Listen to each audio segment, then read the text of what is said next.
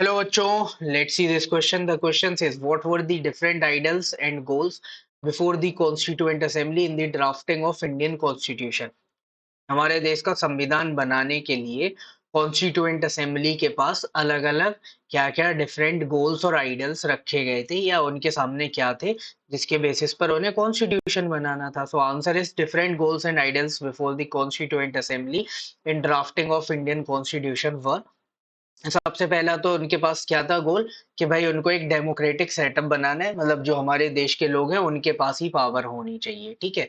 दूसरा, उनको इस तरीके के रूल्स बनाने हैं जिससे कंट्री की जो फंक्शनिंग है वो प्रॉपर हो सके. तो उसी के बेसिस पे ये रूल्स बनाए गए कि हमारे देश में एक लोकसभा होगी, राज्यसभा होगा, स्टेट की विधानसभाएं होंगी, पावर डिवाइड होगा. तो ये सब काम किसने किया? जो कॉन्स्टिट्यूएंट असेंबली है उसने. ठीक है. उसी ने कॉन्स्टिट्यूशन में ये पावर्स डिवाइड किए.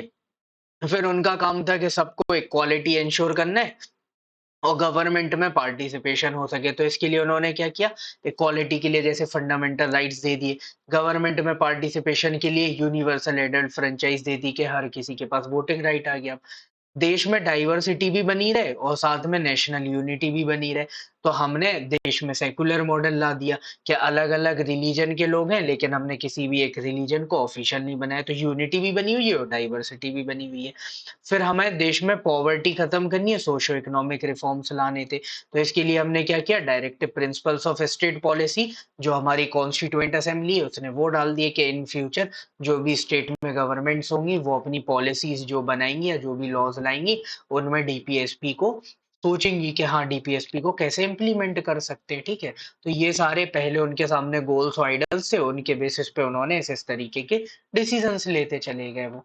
So this is your final answer. Hope you understood it well. Best of luck. Thank you.